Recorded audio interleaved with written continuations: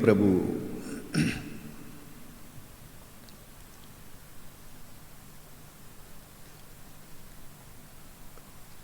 ఈ లోకములో నుండి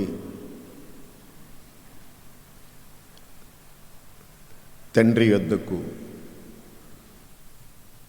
వెళ్ళే ముందు ఆయన శిష్యులతో చెప్పిన మాటలు యోహాను సువార్త 14వ అధ్యాయం ఆరంభములోనే ఆయన మాట్లాడే మాటల్లో ఆరంభంలోనే వారితో ప్రభువు చెప్తారు, మీ హృదయములు కలవరపడనీయకండి, మీ హృదయములు కలవరపడనీయకండి అని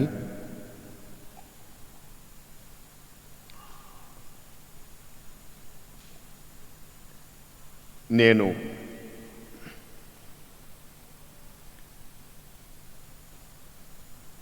వెళ్ళి మీకు స్థలము సిద్ధపరిచి నేనుండే స్థలంలో మీరు ఉండులాగున మరలా వచ్చి నా యొద్ద నుండుటకు మిమ్మల్ని తీసుకొని పోవుదును అని చాలా నిత్య జీవానికి వచ్చినటువంటి మాటలు వాళ్ళతో ప్రారంభించారు, చెప్తూ వచ్చారు. నిజంగానే ప్రభు అంతవరకు వాళ్ళతో ఉండి వాళ్ళతో నడిచి వారి ముందు వెనుక వాళ్ళని ఆవరించి వారిని కాపాడుతూ వారితో మాట్లాడుతూ అంతవరకు నడిపించి ఇప్పుడు ఒక్కసారిగా నేను మీ హృదయాలు కలవరపడినివ్వకండి, నేను మీకు స్థలం సిద్ధపరచడానికి నేను వెళ్తున్నాను అని చెప్పేటప్పటికి నిజంగానే వాళ్ళకి ఎలా ఉంటుందండి? ఎలా ఉంటుంది చెప్పండి. మొన్న మధ్య నాకు రోజు కొంచెం ఆరోగ్యం బాగోక ఒక్క శనివారం రాత్రి కూటం అవునా, నేను మీ మధ్యకి రాలేదు. నిజంగా ఆత్మీయులైన మీరు ఎంత బాధపడి ఉంటారు కదా. నేను కూడా బాధపడ్డా. రెండో రోజు కూడా ఆదివారం నేను గాక వచ్చి దేవుని సన్నిధిలో నిలబడి ఉండకపోతే మీరెంతగా బాధపడతారు, నా గురించి మీరు ఎంతగా బాధపడతారు అని నేను కూడా తలంచాను. ఒక్కసారి ప్రభు వాళ్ళని అంతవరకు ఆవరించి వాళ్ళని విడిచి వెళుతున్నారు అనగా ఇప్పుడు వాళ్ళు ఎంత కలవరపడతారు. ఆయన కనబడకపోతే, ఆయన మాట వినబడకపోతే. అంతవరకు ఆ వాళ్ళతో ఆయనతో వాళ్ళు ఉంటే అసలు చింతే లేదు, కలవరమే లేదు. ఎన్ని అద్భుతాలు చూశారు ఆయనతో ఉండి, ఎంత ఆనందించారు. ఇప్పుడు ఒక్కసారిగా నేను మీకు స్థలము సిద్ధపరచడానికి వెళ్తున్నాను అంటే వాళ్ళకి ఎంత బాధ ఉంటుంది. అయితే ప్రియులారా, ఒక్కటి, ఇది మాటలు శిష్యులకు మాత్రమే కాదు, ఈ రోజున మనకు కూడా. నా ప్రియులారా, ఈ లోకములో ఉండే, ప్రపంచంలో ఉండే మనకు పరిచయస్తులలో, మనకు ప్రియమైన వారిలో, అతి ప్రియమైన వారిలో అందరికంటే కూడా అతి ప్రియమైన వారు మనకి ఎవరు అని అంటే మన ప్రియ ప్రభు అయిన యేసుక్రీస్తు. ఆయన ఎలాంటి వాడు అని అంటే ప్రియులారా, ఆయన తన ప్రజలను ఆయన ఎన్నడూ కూడా ఎడబాయడు, విడిచిపెట్టుడు.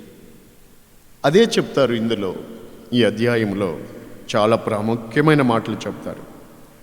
మరో మాట మీకు చెప్తాను, అందులోనే అదే అధ్యాయంలో చూడండి,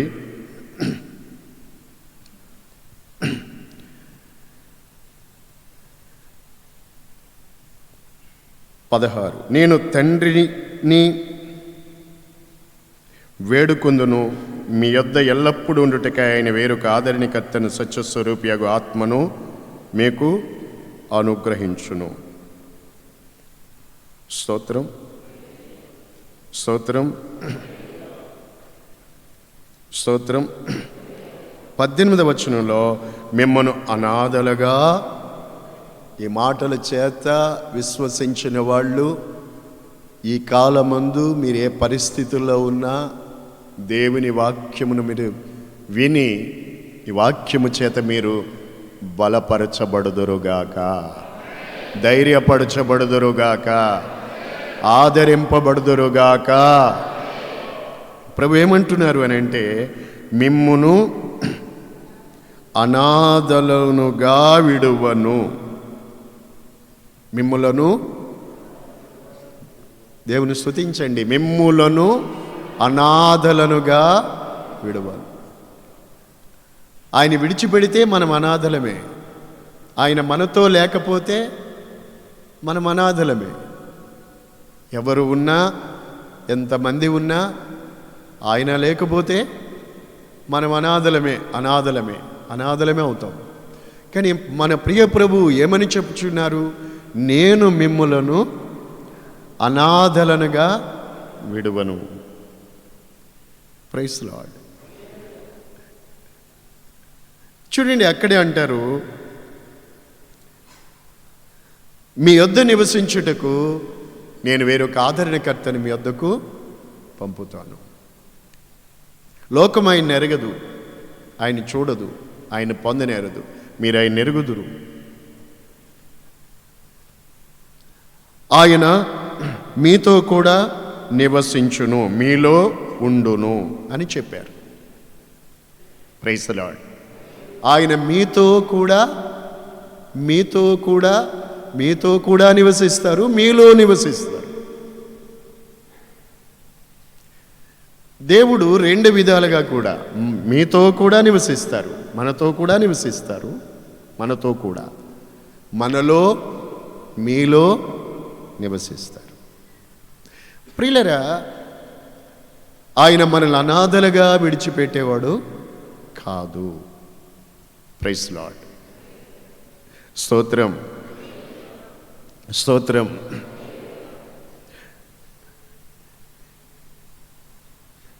ఆయన మనతో లేకపోతే నిజంగా మనం అనాథలమే, మనం బలహీనలమే, అభాగ్యులమే. ఆయన మనలో నివసించుట ద్వారా మనం అనాథలము కాము. ఆయన మనల్ని అనాథలుగా చేయవాడు కాదు. గనుకనే ప్రభు ఆయన పరలోకమునకు వెళ్ళి ఆయన మన కొరకు వేరొక ఆదరణకర్తను పంపించి ఉన్నారు. ఇప్పుడు భూమి మీద క్రియ చేయుచున్నది, భూమి మీద తన ప్రజలకు తో నివసించుచున్నది ఎవరు అని అంటే పరిశుద్ధాత్మ దేవుడు. స్తోత్రం. సంఘములో క్రియ చేయుచున్నది పరిశుద్ధాత్మ దేవుడు. స్తోత్రం. హల్లెలూయా, హల్లెలూయా. మనతో నివసించేది పరిశుద్ధాత్ముడు, మనతో బోధించేది, మనలో ఉండి నడిపించేది పరిశుద్ధాత్మ దేవుడు. స్తోత్రం. ప్రియులారా, ఈ రాత్రి వేళ దేవుని ఆత్మ మీలో నివసించిన ఎడల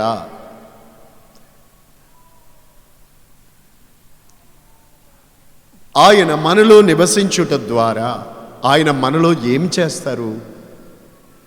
ఆయన మనలో నివసించి మనలో ఆయన ఏమి జరిగిస్తారు? ఆయన మనలో నివసించుట ద్వారా మన జీవితాలు ఎలా మార్చబడతాయి? జాగ్రత్తగా దేవుని వాక్యాన్ని పరిశీలించుదాం, తెలుసుకుందాం. భక్తిగల ప్రజలు వినండి, వాక్యం జాగ్రత్తగా వినాలి. Praise the Lord. హల్లెలూయా. రోమీయులకు రాసిన పత్రిక 8వ అధ్యాయము 9, 10 వచనములు మనము చదువుకొని తెలుసుకుందాం. చూడండి, దేవుని ఆత్మ, ఇందాకనే మనం చదువుకున్నాం కదా, ప్రభు చెప్పింది వేరొక ఆదరణ కర్తను మీ వద్దకు పంపిస్తాను. నేను తండ్రిని వేడుకుంటాను, మీ యొద్ద నివసించుటకై వేరొక ఆదరణకర్తని మీ యొద్దకు పంపుతాను. ఆయన మీతో కూడా నివసించును, మీలో నివసించును. దేవుని ఆత్మ మీలో నివసించి ఉన్న ఎడల, అర్థమైందండి? దేవుని ఆత్మ మీలో నివసించి ఉన్న ఎడల,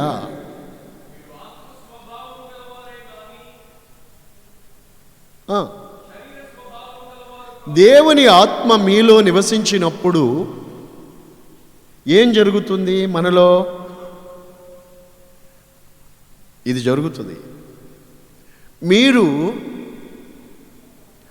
ఆత్మ స్వభావం గలవారే కానీ శరీర స్వభావం గలవారు కారు. దాని అర్థం కింద ఉంది చూడండి.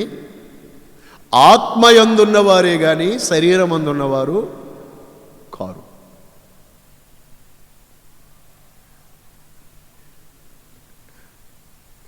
నా ప్రియమైన దేవుని పిల్లలారా, దేవుని ఆత్మ మీలో నివసించినప్పుడు మీరు ఆత్మ స్వభావం గలవారే ఉంటారు. అనగా దేవుని స్వభావం గలవారై ఉంటారు.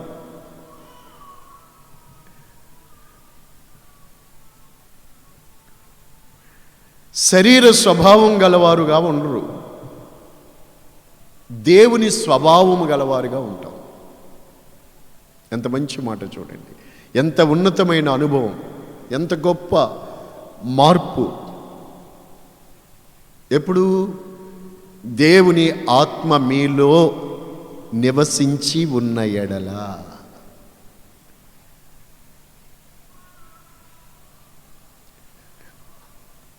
దేవుని ఆత్మ మనలో లేనప్పుడైతే మనం వాస్తవానికి మన స్వభావం ఎలాంటిది? మనుషుని యొక్క స్వభావం ఎలాంటిది? పాపపు స్వభావం. మన నేచరే అది. మనిషి యొక్క స్వభావమే అది, పాపపు స్వభావం.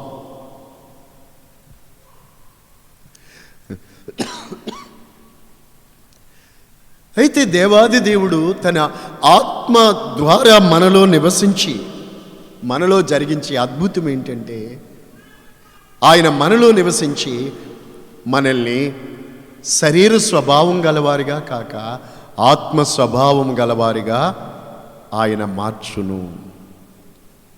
ఇక శరీర స్వభావం ఉండదు. Praise the Lord. ఇంకొంచెం చూడండి, ఇంకను వాక్యాన్ని అక్కడ చేతబట్టుకొని,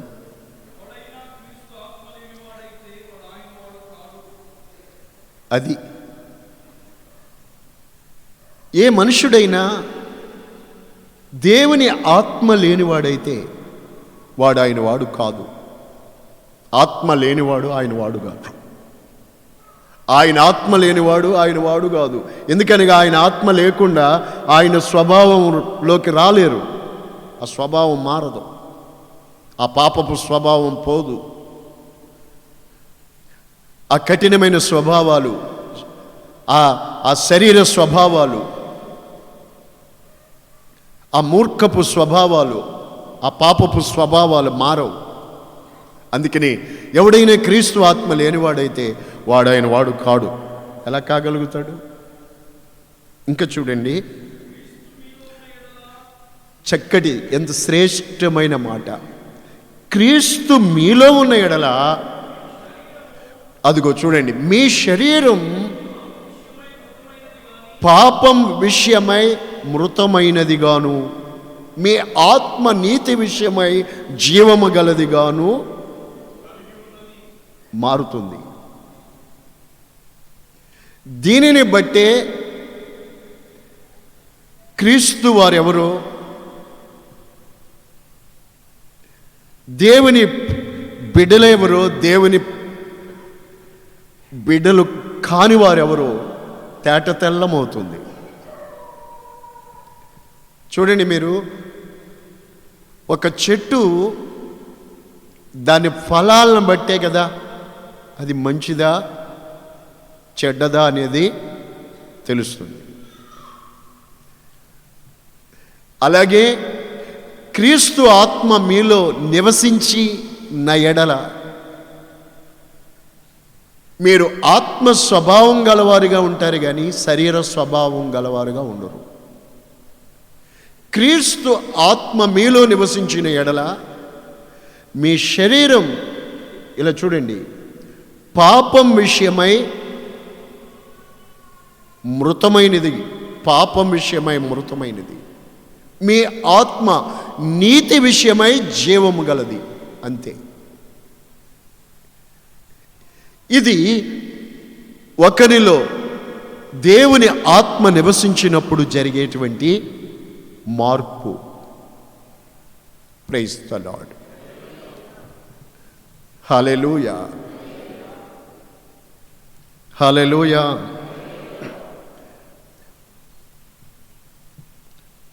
నా దేవుని పిల్లలారా, దేవుని ఆత్మ మనలో నివసించి చేసేటువంటి కార్యములివి ఎంత ప్రాముఖ్యమో చూడండి. మనం ఈ లోకంలో ఉండే ఆశీర్వాదాలు, ఈ లోకములో మనం ఉన్నంత వరకే, ఈ లోకములో మనం కోరుకునే ప్రతి ఆశీర్వాదము, మనం పొందుకున్న ప్రతి ఆశీర్వాదం ఈ లోకములో మనం ఉన్నంత వరకే పనికొస్తాయి. ఆ తర్వాత నువ్వెంత ఆశీర్వదింపబడినా అవన్నీ విడిచిపెట్టాల్సినవి. కానీ దేవుడిచ్చేటువంటి ఈ యొక్క అభిషేకం మనల్ని ఉన్నతమైన ఆశీర్వాదములోకి నడిపిస్తుంది. పరిశుద్ధాత్మని యొక్క అభిషేకం, పరిశుద్ధాత్మ నింపుదల. దేవునికి స్తోత్రములు. రెండవ మాట చెప్తాను మీకు. ఒకటి చెప్పండి, దేవుని ఆత్మ మీలో నివసించిన ఎడల, చెప్పాలి, మీరు ఆత్మ స్వభావం గలవారే కానీ శరీర స్వభావం గలవారు కారు. దేవుని ఆత్మ మీలో నివసించినప్పుడు మీ శరీరము పాపం విషయమై మృతం. ఇక పాపానికి, పాపం అనగా ఆజ్ఞాతిక్రమం మీరు చెయ్యరు, ఆజ్ఞను అతిక్రమించరు, దేవుని ఆజ్ఞకు లోబడతారు. జాగ్రత్తగా వినాలి. అదే శరీర స్వభావం అనుకోండి, దేవుని ఆజ్ఞకు లోబడదు, లోబడనేరదు, వాక్యానికి లోబడదు. ఎంత వాక్యం విను, ఎంత ప్రశస్తమైన మాటలు విను, వాక్యానికి లోబడదు. అది శరీర స్వభావం. లోబడుతున్నారా? వాక్యం వింటారు, బాగా చెప్పారు, మంచిగా చెప్పారు అని అంటారు, కానీ ఆ వాక్యానికి లోబడుతున్నారా? అదే నా ప్రియమైన దేవుని ప్రజలారా, ఎవడైనా క్రీస్తు ఆత్మ లేనివాడైతే వాడు ఆయన వాడు కాడు.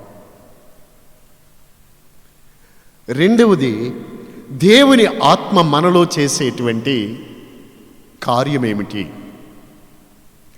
2 తెస్సలోనికైలకు రాసిన పత్రిక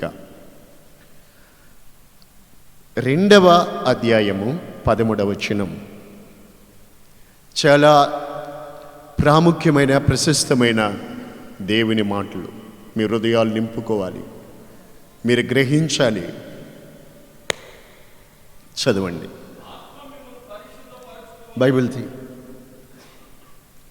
బైబిల్ తీయాలి, అందరు బైబిల్ తీయండి. 2 తెస్సలోనికైలకు రాసిన పత్రిక 2వ అధ్యాయం 13వ వచనం.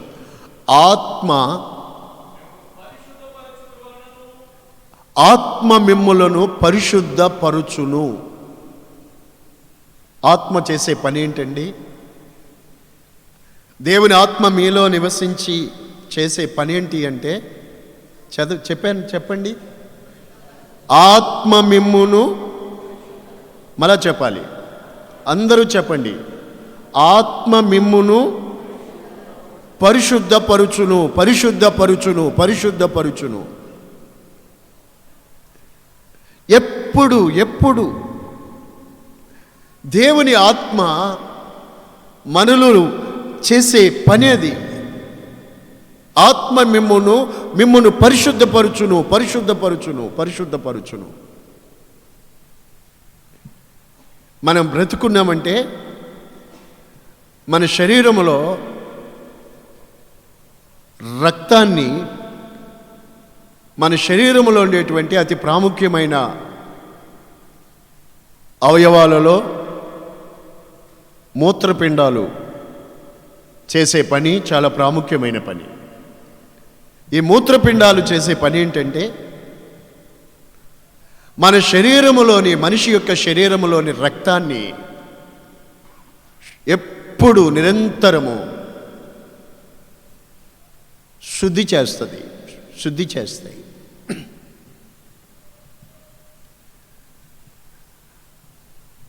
చేస్తూనే ఉంటాయి. ఆ శుద్ధి చేసే మూత్రపిండాలు కాక ఫెయిల్యూర్ అయ్యాయనుకోండి, యంత్రాల మీద చేపించుకుంటున్నారు కొంతమంది, పాపం ఆరోగ్యం పాడైన వారు. కానీ అది కొంతవరకే, కొన్ని గంటలు, కొన్ని దినాల వరకు మాత్రమే. ఒక మనిషిలో, ఒక పరిశుద్ధునిలో, విశ్వాసులో పరిశుద్ధాత్ముడు చేసే కార్యం ఏంటంటే నిరంతరము ఆత్మ మిమ్మును పరిశుద్ధపరుచును. మీలో నివసించుచున్న పరిశుద్ధాత్ముడు మీ తలంపులను పరిశుద్ధపరుస్తారు. ఏదైనా ఒక చెడ్డ తలంపుని మనసుకు వచ్చిందనుకోండి, మీలో పరిశుద్ధాత్ముడు ఏం చేస్తాడు? ఆ చెడ్డ తలంపును ఎదుర్కొని దానిని మీలో క్రియ చేయకుండా దానిని పడద్రోయడానికి మిమ్మల్ని ప్రేరేపిస్తాడు. ఇది తప్పు అయిన కార్యము అని నేను ప్రేరేపిస్తాడు. ఆత్మ మీలో నివసించి బోధిస్తాడు. శుద్ధి చేస్తాడు. మీ ఆలోచనలు కానీ, మీ నడవడి కానీ, మీ మాటలు కానీ, మీ చూపులు కానీ ఎక్కడ దేవునిలో నుండి తప్పిపోకుండా ఆత్మ మిమ్మును అన్ని కోణాలలోనూ, ఈ శరీరాన్ని కానీ, నోటిని కానీ ఎక్కడ అపవిత్రపరచబడకుండా పరిశుద్ధాత్మ మీలో నివసించి మిమ్మల్ని పరిశుద్ధపరుస్తారు. స్తోత్రం. అది ఆత్మ చేసే, పరిశుద్ధాత్మ మనలో ఉండి చేసే కార్యం. ఆ ఆత్మ నీలో లేకపోతే, క్రీస్తు ఆత్మ ఎవడిలో లేకపోతే వాడు కాడు. వాడు పరిశుద్ధుడిగా ఎప్పటికీ కాలేడు. Praise be to God. మనం ఆరోగ్యంగా భూమి మీద జీవించాలి అని అంటే మన రక్తములో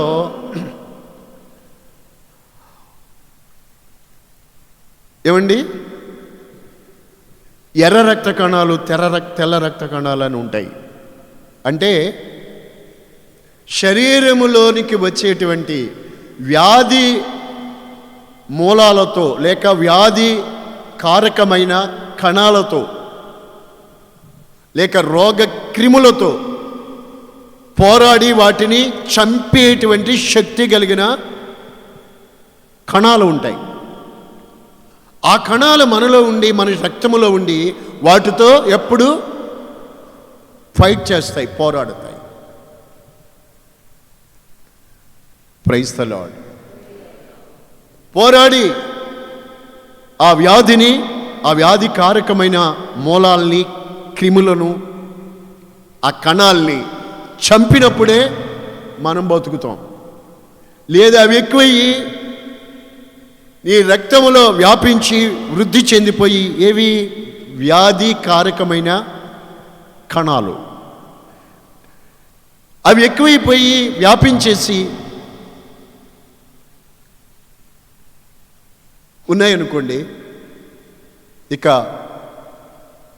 నీవు బ్రతకు, చంపేస్తాయి. అవి మొత్తం వ్యాపించేసి అవి చంపేస్తాయి. అలాగే దేవుని ఆత్మ మనిషిలో, మనలో నివసించినప్పుడు ఈ లోకంలో మనం బ్రతుకు దినాలన్నిటిలో కూడా ఈ లోక మాలిన్యం ఏది అంటకుండా మనలెప్పుడు ప్రతి దినం కలలో కూడా మనం అపవిత్రపరచబడకుండా మన ప్రవర్తన కానీ, తలంపులు కానీ, చూపులు కానీ, ఆలోచనలు కానీ అన్నిటినీ పరిశుద్ధాత్మ మీలో నివసించి మిమ్మలను పరిశుద్ధపరుచును.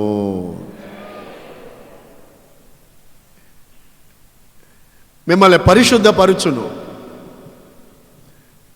లేకపోతే ఇప్పుడు పరిశుద్ధంగా ఉన్నట్టే ఉంటారు, ఎంతో పరిశుద్ధులుగా ఉంటారు. ఆ తర్వాత ఆయనగాక మీలో లేకపోతే మనం ఏమవుతామో, ఏం తలస్తామో, ఏం చేస్తామో. అందుకే దేవవాక్యం ఏమని చెప్తుందంటే ఎల్లప్పుడూ ఆత్మపూర్ణులై ఉండాలి. ఎప్పుడు ఆత్మపూర్ణులై ఉండాలి. ఎప్పుడో ఒకసారి కాదు, ఎప్పుడు దేవుని ఆత్మ చేత నింపబడి ఉండాలి. ప్రతి దినము ప్రభు ఆత్మ చేత నింపబడాలి. అనుదినము దేవుని ఆత్మ చేత నింపబడి ఉండాలి.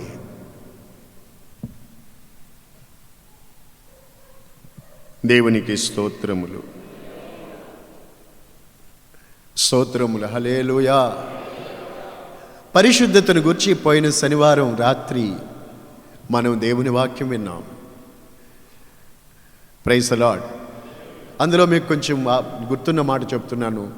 మీ అవయవాలను దేవునికి నీతి సాధనాలుగా అప్పగించుకున్నప్పుడు, మీరు అప్పగించుకుంటేనే పరిశుద్ధులుగా మార్చబడతారు. పరిశుద్ధాత్మ మీలో నివసించి మిమ్మల్ని పరిశుద్ధపరుస్తారు. ఇక పరిశుద్ధమైన ప్రవర్తనే, పరిశుద్ధమైన తలంపులే కానీ పరిశుద్ధతకు భిన్నమైనది ఏది నీలో ఉండదు. ఆమేన్. ప్యూరిఫై చేయడం, పరిశుద్ధపరచడం, అది పరిశుద్ధాత్ముడు చేసే కార్యం. అందుకనే దేవుని పిల్లలు ఎప్పుడు, దేవుని పరిశుద్ధులు ఎప్పుడు కూడా దేవుని ఆత్మచేత నింపబడి ఉండాలి. ఆత్మ పూర్ణులుగా ఉండాలి. Praise the Lord. ఎప్పుడైతే మనలో దేవుని ఆత్మ నివసించునో అప్పుడు మనం ఎలా ఉంటామో తెలుసండి. లోకములో ఉన్నవాడి కంటే, చెప్పండి, మనలో ఉన్నవాడు గొప్పవాడు. దేవుడే నీలో ఆత్మరూపుడే నివసిస్తున్నప్పుడు లోకములో ఉన్నవాడెవడు? లోకంలో ఎవరున్నారు? ఈ లోకంలో సాతానుడు ఉన్నాడు, లోకములో దుష్టుడు ఉన్నాడు, లోకంలో శత్రువులు ఉన్నారు, లోకంలో ద్వేషించే వాళ్ళు ఉన్నారు, బాధపరిచే వాళ్ళు ఉంటారు, దుష్టుని సంబంధులు ఉన్నారు. అయితే ఈ లోకములో ఉన్నవాని కంటే మనలో ఉన్నవాడు గొప్పవాడు. గనుక మనలో ఉన్నవాని ద్వారా మనము లోకములో ఉన్నవానిని జయిస్తాం. సాతానుడు మనల్ని ఏమీ చేయలేడు. అపవాదిని మనం జయిస్తాం. Praise the Lord. హల్లెలూయా. నా దేవుని పిల్లలారా, దేవుని ప్రజలు ఎప్పుడు కూడా దేవుని ఆత్మ చేత నడిపించబడాలి. ఆత్మ చేత నడిపించబడాలి. ఏం చేయాలండి? నీ అంతటి నీవే నడిస్తే గోతులో పడతావు, వెళ్ళి మురుగుంట్లో పడతావు, మురుగు కాలువలో పడతావు, రూపం మారిపోద్ది. తర్వాత దెయ్యం రూపం వచ్చింది. మురుగు కాలువలో పడిపోయి లెగిస్తే ఎలా ఉంటుందండి?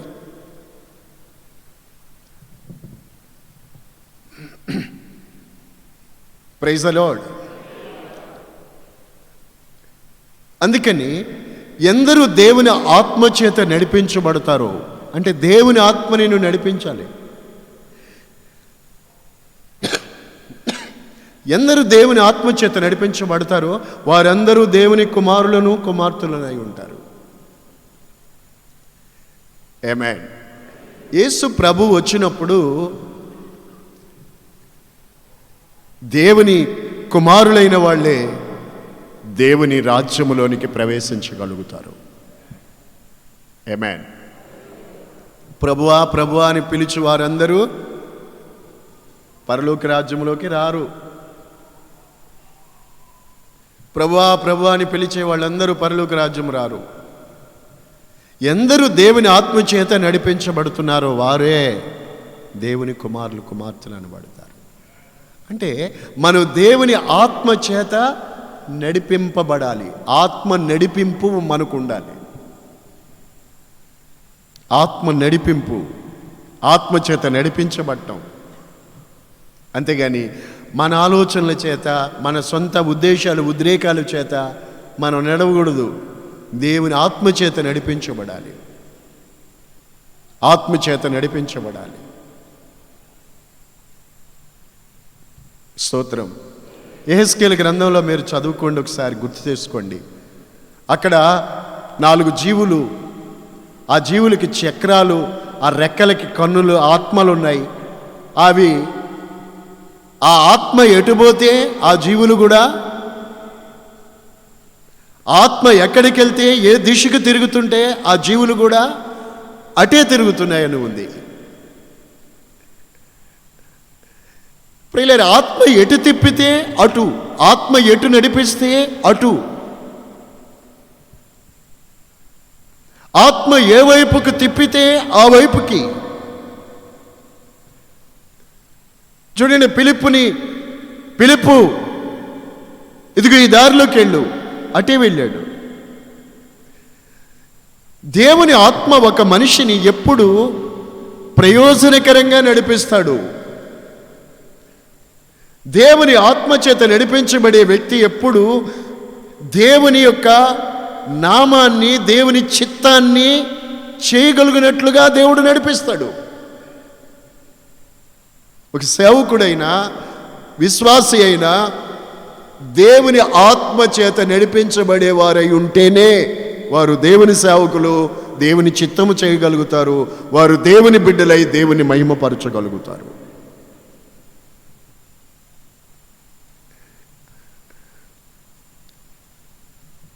Praise be to God. హల్లెలూయా.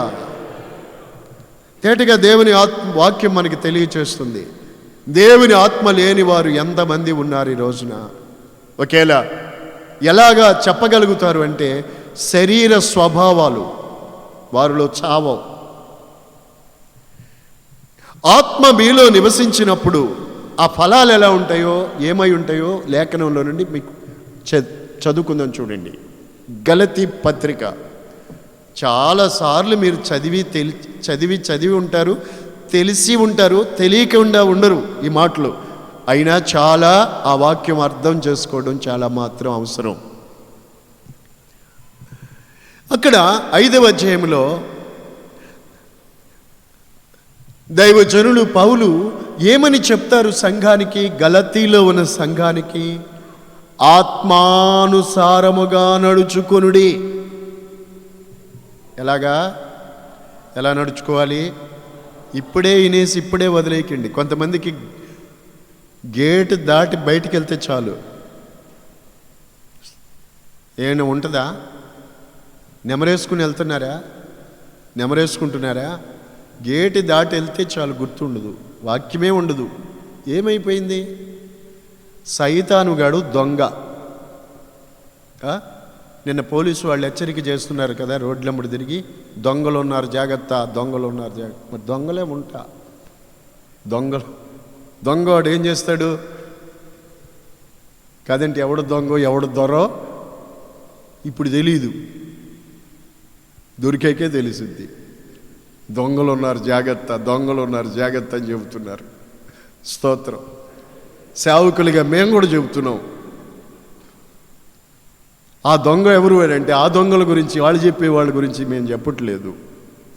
సైతానుగాడు ఆడేం చేస్తాడు? దొంగ కదా, దొంగతనం చేస్తాడు. ఏమి దొంగతనం చేస్తాడు? మీ పర్సులోనో మీ జేబుల్లో ఉండే హ్యాండ్ బ్యాగుల్లోనో పెట్టుకున్న డబ్బు కానీ, ఏమండి, మీరు ధరించుకున్న ఆభరణాలు కానీ వాడేమి ఎత్తికెళ్ళడు. ఆడేం చేసుకుంటాడు? మీ ఎత్తికెళ్ళాడు అని ఎత్తుకుంటాడా? ఆడికి ఏమి వద్దు. ఆడేం చేస్తు, ఆడికి ఏం కావాలి? దొంగ. వాడు వచ్చే నాశనము చేయడానికి వస్తాడు. సైతానుగాడు చేసే దొంగతనం ఏంటో తెలుసా? నీ హృదయములో విత్తబడిన దేవుని వాక్యాన్ని నువ్వు గ్రహించకుండా ఉంటే దాన్ని ఆడెత్తుకుపోతాడు. నీ యొద్ద నుండి తీసుకెళ్ళిపోతాడు. ఇక నీ దగ్గర ఏముంది? నీ దగ్గర? నా దగ్గర ఏముంది? ఏం లేదు అంటాం. ఏముంది? ఏమైనా ఉందా? ఎప్పటికప్పుడే కొందరి జీవితంలో ఇలాగ ఎప్పుడు దుష్టుడు క్రియ జరిగిపోతానే ఉంది, తెలియకుండా, మీకు తెలియకుండా. ఇక వారిలో వాక్యం ఉండదు గనక వాక్యానుసారమైన జీవితం కూడా ఉండదండి. ఇక పేరుకి మాత్రమే పలానా సంఘానికి చెందిన వాళ్ళం, మేము పలానా చర్చికి వాళ్ళం, పలానా చర్చిలో ఆరాధనకి మేము వెళ్తాం, మేము యేసయ్యని నమ్ముకున్నాం అని మాత్రం అనుకో. నువ్వేమనుకుంటా అనుకో, దేవుని వాక్యం మాత్రం నీలో లేకుండా పోయినప్పుడు నీ జీవితం ఏమి లాభం?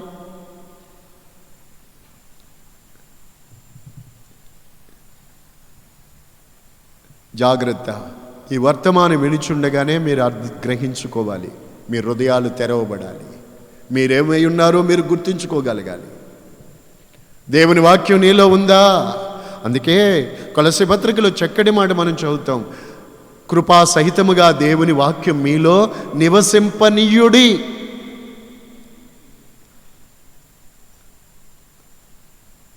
Praise the lord. దేవుని వాక్యాన్ని మీలో నివసింపనీయుడి. వాక్యము నీలో నివసించాలి. వాక్యమైన దేవుడు నీలో నివసించాలి. వాక్యము నీలో నివసించాలి. వాక్యము నీలో లేకపోతే నీ ఉట్టిదే. వాక్యము నీలో లేకపోతే నీవు దేవుని బిడ్డవు కానే కావు. ఈరోజు నీలో వాక్యం ఉందా? దేవుని వాక్యము నీలో ఉందా? వాక్యం నీలో లేకపోతే నీవు ఇతర మనుషుల వరకు నీకు ఏ భేదం తేడా ఉండదు. జాగ్రత్త. అందుకే దైవజనుడైన పౌలు చెప్తారు, ఆత్మానుసారంగా నడుచుకోండి, అప్పుడు మీరు శరీర ఇచ్చలను నెరవేర్చరు. ఆత్మానుసారంగా నడుచుకునే వ్యక్తి శరీర ఇచ్చలను నెరవేర్చరు. Praise the Lord. హల్లెలూయా. ఈ శరీరం ఆత్మకు, ఆత్మ శరీరానికి విరోధం. Praise the Lord. ఈ ఆత్మ చేత శరీర క్రియలను చంపినట్లయితే నీవు జీవిస్తావు. ఒకవేళ శరీర క్రియలే నీ ఆత్మను చంపుతున్నట్లయితే నువ్వు చచ్చిపోతావు. మీలో ఇందాక నేను చెప్పాను, రోగ క్రిములు ఎక్కువైపోయాయి అనుకోండి, అట్ల సంఖ్య ఎక్కువైపోయింది, అట్ల బలం ఎక్కువైపోయింది అనుకోండి, ఇక రోజుకి ఆ కణాలు వృద్ధి చెందేసాయి అనుకోండి, వ్యాపించేసాయి అనుకోండి, ఇక ఆ మనుషుడు బ్రతకడు, చచ్చిపోతాడు. Praise the Lord. ప్రియులారా, నిన్ను ఒక రకంగా చెప్పాలంటే ఆధ్యాత్మికంగాను నిన్ను ఆరోగ్యవంతునిగా చేయునది దేవుని వాక్యమే. గట్టిగా చెప్పాలి.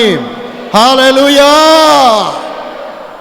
శరీర ఇచ్చలన్నిటినీ ఆత్మ ఖడ్గమైన దేవుని వాక్యము నీలో నివసించుచున్న దేవుని ఆత్మ మూలంగా వాటిని మీరు చంపిన ఎడల మీరు బ్రతుకుతారు.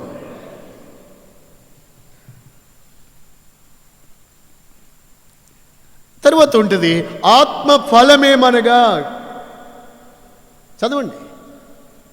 ఆత్మ ఫలమేమనగా, ఆత్మ మీలో నివసించినప్పుడు ఆ ఫలం ఏమిటి? ఏమి ఫలాలు ఉంటాయంటే వారిలో, చదువుకోండి, ప్రేమ. ఎవరినైనా కానీ, నీ ప్రక్క వారినైనా, నీ ఎదుటిన్న వారినైనా, నీ ఇంట్లో వారినైనా, నీ విరోధులనైనా కూడా ప్రేమిస్తావు. ప్రేమ ఉంటుంది. ప్రేమ లేకపోతే నీ వ్యర్థుడవు. ఎంత భక్తి చేసినా ప్రేమ లేకపోతే వ్యర్థం కదా. ఆత్మ ఫలమేమిటి? ప్రేమ,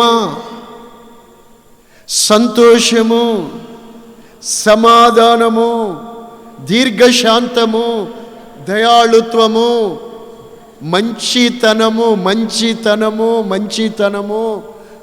ఆశానిగ్రహము, విశ్వాసము, సాత్వికము.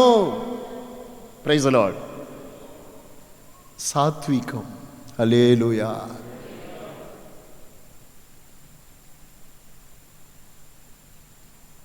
సాత్వికం, దీర్ఘశాంతం, విశ్వాసం.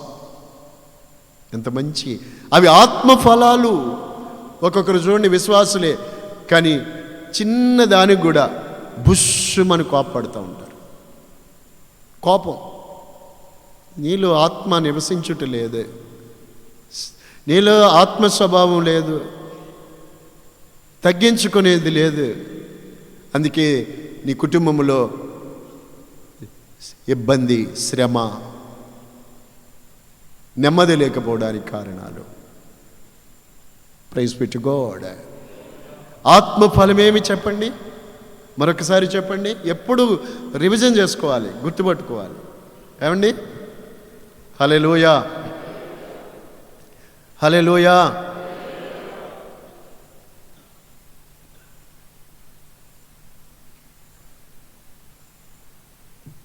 మన దేశానికి వెళ్ళలేంటి?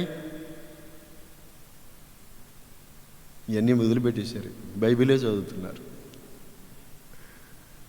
మన దేశానికి వెళ్ళలేంటి చెప్పండి?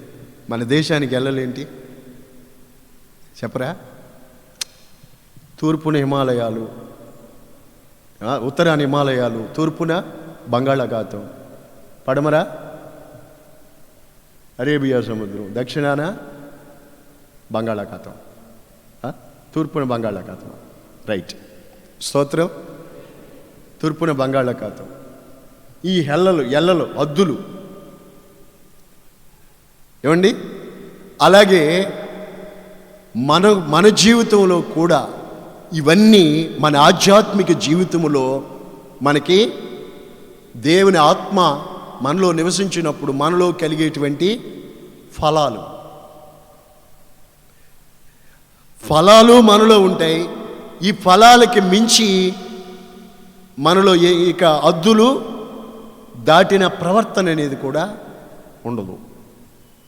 అది ఆత్మ మీలో నివసించుట ద్వారా. అది లేకపోతే అనాథలే, బ్రతుకు అధోగతి పాలే, అధ్వానమే, అంధకారమే చెప్పలేనంటే. Praise the Lord. హల్లెలూయా. దేవుని పరిశుద్ధ నామానికి స్తోత్రములు. ఈ రోజున కొంతమంది చూడండి, వాళ్ళ ఆత్మీయ జీవితానికి అద్దులు లేవు. ఎందులో ఉండొచ్చు, ఎందులో పెట్టొచ్చు కాలు, ఇందులోకి మనం వెళ్ళొచ్చా, ఇది మనం చూడొచ్చా, ఇది మనం చేయొచ్చా, ఇది తగునా, ఇది ఏం అద్దులు లేవు. అద్దు మీరవా ఏమండి? అద్దు మీరి హిమాలయాలకు వెళ్ళావనుకో ఐసు గట్టిపోతాం. అద్దు మీరి ఏమండి తూర్పుకి వెళ్ళామని బంగాళాఖాతంలో మునిగి చచ్చిపోతాం. డేంజరు. అద్దులు మీరితే విశ్వాస జీవితం కూడా అంతే.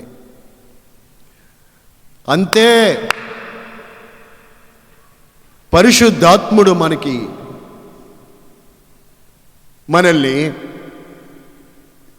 మనలో నివసించి మనలో ఈ ఆత్మఫలాలు ఫలింపచేస్తారు. మన జీవితాన్ని ఈ ఫలాలు చూసుకోండి ఒక్కసారి, ఉన్నాయా లేదా? ఎప్పుడు తిండి గురించి, ఏమండి, ఇక లోకంలో డబ్బు గురించి ఏ ఆలోచనలు, పాడు ఆలోచన, పెంట ఆలోచనలు, ఈ ఆలోచనలు ఉండవు. కొంతమందికి వాక్యం వినేదానికి కూడా లేదు. రేపో మాపో తీసుకెళ్ళి ఆఖరిగా ఫైనల్గా ఒకసారి 4 బిందెలు నీళ్లు పోసి కడిగి బట్టను చుట్టి మట్టిలో పెడతారు దీనికి ముగ్గులు, అరికాలు మొదలుకొని, ఏమండి, కనుబాములు కూడా ముగ్గులు గీతలు గీస్తున్నారు. తలకాయ కూడా గొర్రె కటింగ్, కొంతమంది గొర్రె కటింగు గీతలు గీస్తున్నారు. గెయ్యండి గీతలో. అద్దులు మీరేవా, నీ బ్రతుకు చెడిపోయిందని లెక్క. దేవుని ఆత్మ నీలో ఉంటే అన్ని కోణాలలోనూ ఆత్మ మిమ్మల్ని ఏం చేస్తారు చెప్పండి? ఏం చేస్తారు?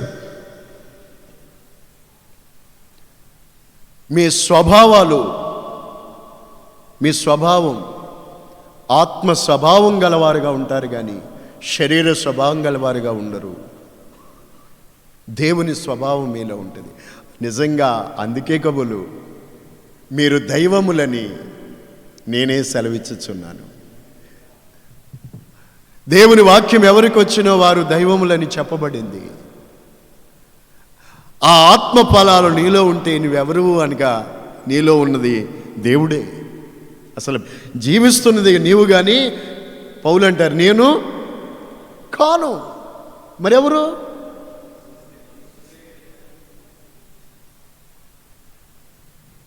జీవించుచున్నది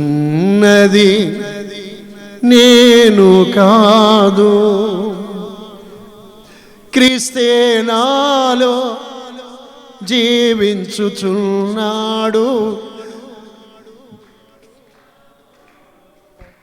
జీవించుచున్నాడు క్రీస్తే నాలో జీవించుచున్నాడు. జీవించుచున్నది నేను కాదు, క్రీస్తే నాలో జీవించుచున్నాడు. జీవించుచున్నది నేను కాదు, క్రీస్తే నాలో జీవించుచుండగా. జీవించుచున్నది నేను కాదు. హల్లెలూయా. నా ప్రియమైన దేవుని బిడ్డలారా, పరిశుద్ధాత్మ, ఇలా చూడండి, బాగా అర్థం చేసుకోండి. పరిశుద్ధాత్మ మీలో నివసించి మీ స్వభావాన్ని, శరీర స్వభావం తీసివేసి ఆత్మ స్వభావం గలవారిగా చేస్తారు. 2, మీలో నివసించుచున్న దేవుని ఆత్మ మనల్ని ఎప్పుడు నిత్యము మనల్ని పరిశుద్ధపరుస్తాడు. మనలో నివసించుచున్న దేవుని ఆత్మ నివసించుచున్నప్పుడు ఆ ఫలాలు మనలో కనబడతాయి. ఫలాలను బట్టే తెలుసుకోవచ్చు. దేవుని ఆత్మ నీలో ఉన్నప్పుడు ప్రేమ, సంతోషం, ఏ సమయంలో అయినా సరే సంతోషం, చాలా సంతోషంగా ఉంటారు దేవుని ఆత్మ కలిగిన బిడ్డలు. ఆమేన్. కొంతమందికి లోకంలో జీవించే వాళ్ళకి ఎంత ఉన్నా ఏమున్నా సంతోషమే ఉండదు, అస్సలు సంతోషం ఉండదు, ఇంకా తృప్తి లేదు. అదో దరిద్రం, అదో శాపం. దేవుని బిడ్డలు ఆత్మ ఫలాలతో నింపబడి ఉండాలి. ప్రేమ, సంతోషం, సమాధానం, దీర్ఘశాంతం, దయాళుత్వం, మంచితనం, సాత్వికం, విశ్వాసం, ఆశా నిగ్రహం, సెల్ఫ్ కంట్రోల్, ఇవి ఆత్మ ఫలాలు. Praise the Lord. నా ప్రియులారా, కింద చూడండి మంచి మాటలు, చక్కటి శ్రేష్టమైన మాటలు. మనము ఆత్మను అనుసరించి నడుచువారమైతిమా, అన్ని విషయాలలోనూ క్రమముగా నడుచుకుంటాం. ఇప్పుడు చేయాల్సింది ఏంటంటే, నీలో నివసించుచున్న ఆత్మను అనుసరించాలి. ఆత్మను ఏం చేయాలి? ఆత్మను అనుసరించాలి. దేవుని ఆత్మ మొట్టమొదటి మనిషికి ప్రేరణ ఇస్తాడు. విశ్వాసకి వెంటనే నీవేదైనా చేస్తున్నావు అనుకో, ప్రేరేపణ వస్తుంది, ఆత్మ ప్రేరేపణ వస్తుంది. ఒకవేళ తప్పైన కార్యానికి వెళ్తున్నావు, నీ శరీరం వణుకు పుడుతుంది, తప్పు ఇది అని గద్దింపు వస్తుంది, ఆత్మ గద్దింపు. అయితే దేవుని బిడ్డలైన వాళ్ళు కాపాడుకోవాల్సింది ఏంటంటే ఆత్మను అనుసరించే నడుచుకోవాలి. ఆ ఆత్మను అనుసరించాలి. నాకు ప్రేరేపణ లేదు, నేను అలా రాను, నేను అలా చేయలేను. ఆత్మ ప్రేరేపణను అనుసరించినప్పుడు నువ్వు ఎట్లా నడుస్తావు తెలుసా? క్రమంగా నడుస్తావు. ఆత్మ ప్రేరేపణను అనుసరించి క్రమంగా నడుచుకుంటాం. హల్లెలూయా. దేవుని బిడ్డలారా, ఇంకా చెప్పాలంటే దేవుని ఆత్మ మీలో నివసించుచున్నప్పుడు నేను జీవించుచున్న ప్రకారం మీరు కూడా జీవిస్తారు. ఆమేన్. హల్లెలూయా, హల్లెలూయా, హల్లెలూయా. ఇది పరిశుద్ధాత్ముడు అనగా మన ప్రభు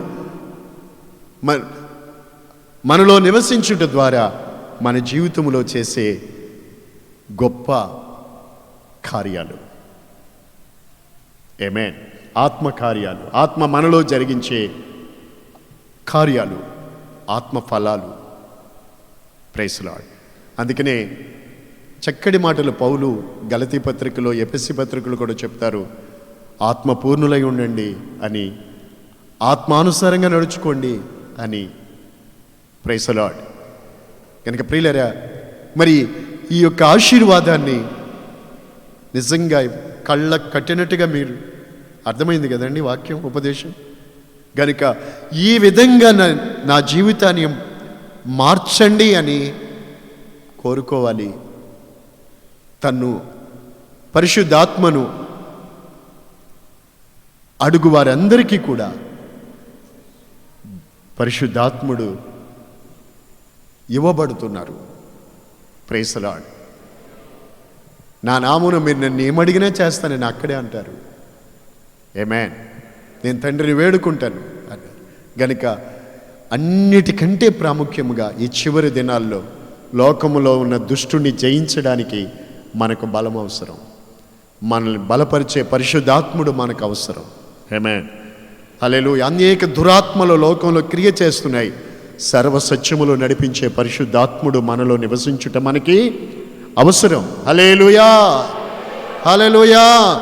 లోకములో క్రియ చేస్తున్న అంధకార శక్తులన్నిటినీ అణిచి జయించి పోరాడి వాటిని ఓడించి జయముతో ముందుకు సాగడానికి పరిశుద్ధాత్ముని అభిషేకం మనకి అవసరం. హల్లెలూయా. ఈ శరీర క్రియలన్నీ జయించి మనం పరిశుద్ధముగా నిలబడడానికి పరిశుద్ధాత్మ నింపుదల మనకి అవసరం. కనుక ప్రతి దినము మనం దేవుణ్ణి అడగవలసినవి ఇంటిలో ఉన్న లేక అవసరతల గురించి కాదు. లేఖనాలు చెప్పారు ప్రభు, మీకు అవసరంగా ఉన్నవేవో మీ పరలోక తండ్రికి తెలుసు, మీరు అడక్క మునిపే వాటి అన్నిటినీ ప్రభు ఇస్తాడు. కానీ తను అడుగు వారికి పరిశుద్ధాత్మను ఎంతో నిశ్చయముగా అనుగ్రహిస్తారు. హల్లెలూయా. కృతజ్ఞత లేని వారికి దుష్టులకు కూడా మన ప్రభు ఉపకారి. ఆమేన్. పరిశుద్ధాత్ముని యొక్క నింపుదల మనకు అవసరం. ఆత్మ మన మీదకి వచ్చినప్పుడు మనం శక్తి పొందుతాం, దుష్టుని జయించగలుగుతాం. జాగ్రత్త. తర్వాత ఆత్మ చేత నింపబడినప్పుడు ఇంకో పనేంటి మనలో జరుగుతుంది అంటే, కొర్నేలి ఇంట్లో పరిశుద్ధాత్ముడు పేతురు బోధించినప్పుడు బోధ విన్న వాళ్ళందరి మీదకి ఆత్మ దిగి వచ్చినప్పుడు వాళ్ళ భాషలో మాట్లాడుచు దేవునిని ఘనపరిచారు. పిల్లలు, దేవుని ఆత్మ నీలో నివసించినప్పుడు నీవెప్పుడు దేవునినే ఘనపరుస్తావు. హల్లెలూయా. దేవునినే ఘనపరుస్తావు, దేవునినే ఘనపరుస్తావు, దేవునినే ఘనపరుస్తావు. నీ జీవితం దేవునినే ఘనపరుస్తుంది. దేవుని ఆత్మ లేనివాడు ఆయన వాడు కాడు.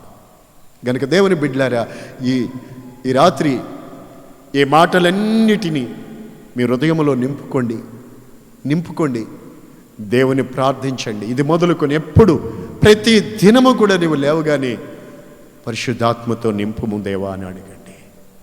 ఆమేన్. ఎప్పుడూ ఒకసారి నింపబడ్డం కాదు, దేవుని ఆత్మచేత మనం ఎప్పుడు నింపబడి ఆత్మపూర్ణులమై దేవుని ఆత్మచేతే మనం నడిపించబడాలి. హల్లెలూయా. ఆత్మచేత నింపబడాలి. ఆత్మ లేనివాడు అయితే నువ్వేమి చేసినా వ్యర్థం, నువ్వు ఆయన వాడు కావు. నీ బుద్ధితో బలముతో లోకంలో ఉన్న దుష్టుని జయించలేవు, పరిశుద్ధపరచబడలేవు. జాగ్రత్త పడండి. ప్రభు రాబోతున్నాడు. ఏమండి, త్వరగా రాబోతున్నారు ప్రభు. పరిశుద్ధులు మాత్రమే ఎత్తబడబోతున్నారు. పరిశుద్ధులైన వారు మాత్రమే కొనుకోబడతారు ప్రభు రాకడలో. క్రైస్తవులు అనబడిన వాళ్ళు కాదు, పరిశుద్ధులైన వారు మాత్రమే పరలోకములోకి ఎత్తబడుతుంది. స్తోత్రం. క్రైస్తవుల సమాధి తోటకెళ్ళి చూడండి, అన్న సిలువలు బాతి ఉంటాయి. ఇది క్రైస్తవుల సమాధి తోట అని తెలుస్తుంది. స్తోత్రం. అయి ఉండొచ్చు, కానీ ప్రభు రాకడలో ఎత్తబడేది సమాధి తోటలో పెట్టిన సమాధులన్నీ, సిలువలు బాతిని అన్నీ కాదు, పరిశుద్ధులైన వారే మాత్రమే లేపబడతారు. ఈరోజు వాక్యం వింటున్న సహోదరి సహోదరుడా, దేవుడు తరుణమిచ్చాడు, బ్రతికున్నావు. ఈరోజు నీ పశ్చాత్తాపడడానికి సమయం, మారు మనసు పొందడానికి సమయం, జీవితం సరిదిద్దుకోవాల్సిన వారికి ఇది సమయం, ప్రభువుకు సమర్పించుకోవడానికి ఇది సమయం, దేవుని బిడ్డగా జీవించడానికి ఇది తరుణం. Praise the Lord. నువ్వు లోక సంబంధంగా బ్రతుకుతూ ఉన్నట్లయితే, లోకానుసారంగా శరీరానుసారంగా ప్రవర్తించిన ఎడల చావవలసిన వారై ఉంటారు. ఆత్మచేత శరీరాన్ని జయిస్తే నువ్వు జీవిస్తావు. ఆమేన్. ఈ మాటలన్నీ నా ప్రభు మీ హృదయాలలో ఫలింపచేయునుగాక.